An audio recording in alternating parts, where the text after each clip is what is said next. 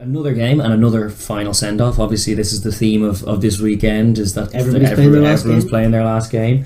And this is Wallabies versus Samoa. Good game. It's going to be played in Sydney, in Western Sydney Stadium, obviously, and it'll be on Saturday at 10:30 a.m. Irish time. All Irish time. And refed by Paul Williams as well. Yeah, he's fine. He is fine. Yeah, similar to New Zealand, I suppose. Really, the Wallabies will be looking to get a bit momentum back. Obviously, coming off the back of the disappointment that was Bledisloe 2, but. Now that that's sort of settled, the dust has settled over that, and Bledisloe isn't as big a deal this year as they seem to make it out to be. It's a couple of games like against New Zealand. Let's just see how right you are, and I think they will be very, very pleased with that performance in Perth. They have quite a bit to build on. James O'Connor at 13 has been a revelation. Absolutely. We had heard earlier in the month that David Pocock was to come back for this game. There hasn't been a whole lot of news out of the Wallaby camp since. We know that Jordan Pataya is not injured, going to make it, which would be nice for him to have a hit out. Actually, a cap before the World Cup would have been good. But Czech is obviously they're still kind of betting in process to be done with even their now starting combination of was it Karandrani and O'Connor, Karevi and O'Connor with Karandrani on the wing. With Corabetti on the ring. Karandrani was the one missing out, and it was rightly as well because he wasn't producing in the same way. But there's still obviously combinations that need betting in. They've kind of come across a back line that has a good balance, but it does take a certain time to get these bedded in. Czech as well, same as all the other tier 1 coaches, will be looking to see the set piece be pretty much flawless this week. Yes. I'm pretty sure that should they be messing up any of their own set pieces in rather sloppy kind of pre-season-y look and feel with that is when you'll see the worst of the Checker Reacts cam. He will definitely be inclined to smash things up if he sees them drop any restarts or something like that. 100%. I'm expecting to see an Australia side that are focused on getting those areas right, things like kickoffs, scrums, lineouts, even mauls. They do have to be organised. They do, and it's something that Checker is a stickler for as well in his teams. Even when he feels he's outmatched as far as the calibre of players on the pitch, he wants to see the players that he does pick getting those areas right.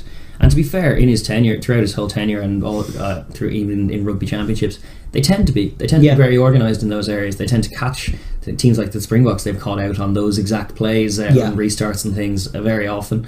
He'll be looking to see a good momentum, get momentum back as far as the Bledisloe 1 test is still something they can cling on to.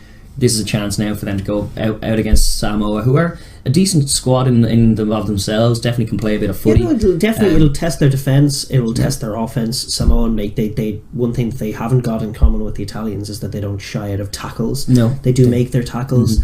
I've been sort of impressed with Samoa this year. I was extremely impressed with their attitude in the game in the rain against Tonga, Apia against Tonga, when they showed excellent skills, excellent offloading. Played a brave game in the rain, played it smart. Sayuteni that day at 10 was awesome. Great. They've got great players in the centres. I mean, they can pick two of Fonatia, Lilo and Leua in that centre partnership. Obviously Tim Nanai-Williams, who we back at 15, scored a try last week against the Heartland 15, the New Zealand Heartland 15. He's an awesome player. They've got hugely exciting loose forwards, TJ Oani, Chris Vui. How great is he? Amosa's a unit at 8. And even Jack Lamb, Pat's disciple, is another option in there as well. So definitely they have some physical issues and they have some plays-off-isms, and they're certainly not going to be as organised, you would think, as the Wallabies. No. But they're going to test them. They're going to test them around the fringes. They're going to test them. They're going to offload the ball. They're going to attack with a bit of fluidity. And if the Wallabies aren't on song in terms of their defensive plays, they will get tries. Yeah, I would imagine so. And you're right in saying, unlike the Italians and just in general tier 2 sides, they are more game for the defensive hustle. The individual tackling tends to be fine. They're big. The risk is that they're sometimes on the fine line of the law and maybe kind of redlining above the nipple line, so to speak, and risks as far as that's concerned, especially if Australia are successfully moving them around, and they can probably kind of milk a card out of that kind of pressure. But you're right. Yeah, no, they're like in the pack and across the back line. They match up physically pretty well. Yeah. They have obviously Nanai Williams back, which was something they were missing for the PNC. Like it was something that was very much a noticeable lack of just dynamism in the back line, which was just a Nanai Williams shaped hole. They didn't have that other playmaker in the back line. There were times during this period where Nanai Williams was a 10. He was just their only. He was just everything about what they were doing as well. So with say Tenny in and obviously the ancient 2CPC in, having Nanai Williams bounce off either of those guys is going to be profitable for them. That's exactly what they need to be getting off. But that being said, from Australia's point of view, they will be looking to see none of that from them. And obviously this was billed as the return of David Pocock. We're not entirely sure if it will be, but that was what Cheika said. I would love to see him out there. He needs a hit out this side of the World Cup anyway. You would expect, he's not going to get too many easy games in his pool. That's the thing. That is the thing. He needs to be up to match speed very quickly. For that Fiji and Wales and Georgia, like there isn't a game off there. Exactly. Uruguay, but that's it. Yeah, exactly. So it'd be good to see him get a run out. And from Cheika's point of view, the whole team will want to look stronger in the contact than they did in Bledisloe 2. They were kind of bullied a little in that. Totally. So he'll want to get that area right, regardless of who the player is. He'll just want to see across the pitch improvement, like massive improvement in that area. They don't want to be shocked like that again.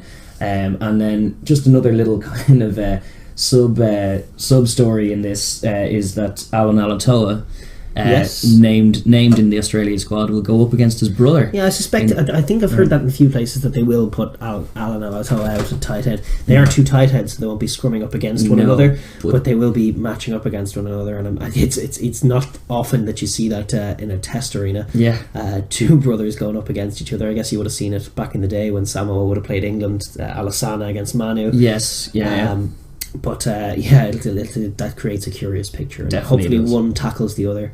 Hopefully Michael gets one up on Al for the Samoans. Indeed, one would like to see that. Yeah, I think of all the games this week, all the Tier 1 v Tier 2 games, the Samoans are better placed than anybody to get a few plays off in this one. Absolutely. And the Wallabies will be keen to have that not happen. So I think you'd expect a good game here. Good game, good contest. The Wallabies to see at home. Yeah, well, what the Wallabies want to see, which is part of their game plan, as well as obviously getting the contact right, getting the set piece right, they want tries. Yes. And so their passing game needs to be better than it was, because they were duly punished for their looseness in Bledisloe 2 by a very game and very capable All Blacks. So they want to see improvement in that area, because for the Wallabies, their whole World Cup chances are pinned on that idea of momentum, which is why this kind of win would be a useful one to get to go into the tournament on a high. Sure. But also, tries, speed and tries, and accuracy of pass. Yeah. So, like a few loose or behind the head passes are something that Cheika will be annoyed to see if they're blowing not even clear cut, but potential try scoring opportunities with their own inaccuracy. That's something that will really grate at them, even if they end up getting the win. If that's a bit sloppy, they'll be disappointed. We haven't seen either of these two sides in a while, and it would be cause for alarm for either of them if they're not at the pace sharp. And it's like even Samoa, if it's entirely possible they have a great squad, they do not have the pedigree that Tonga have in terms of showing up for World Cups. No matter what squad they bring, they tend to let themselves down, and if they are loose and all over the place and out of sync, it's not something that I would expect them to rectify going into a tough pool with Japan and Scotland and Ireland. I think they'll struggle. If they need to be as sharp as they can be, and I think we'll get an indication as to where they're at this week, more than even from the PNC this week. This game will give us an insight into where they are. And likewise with Australia, they've obviously had a month off after that shellacking, but they do need to hit the ground running. They definitely do. They're a momentum team, and their World Cup their World Cup kind of history is based on runs of form and runs of momentum, and they need to start to get that going in advance of what is the pool of death. It'd be good test for both of them. This is probably, as you say, the pick of the bunch as far as the Tier 1 versus Tier 2 side games that are going on.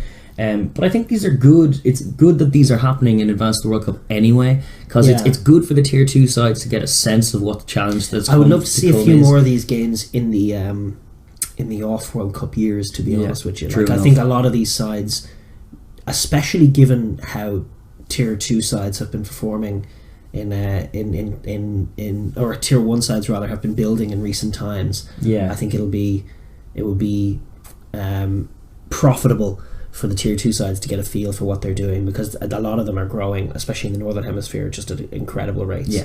Like Georgia were shocked by Scotland last week. There is a chance that Samoa gets shocked by Australia, that certainly what was the other game? Tonga gets shocked by the All Blacks. It shouldn't be that shocking. There's no shock when it happens against the All Blacks, but a lot of the the gap has narrowed to the All Blacks so much that a lot of the tier 1 sides are better placed to do that to you than in years gone by.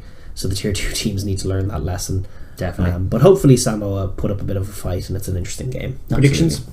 Australia by probably 20 plus points.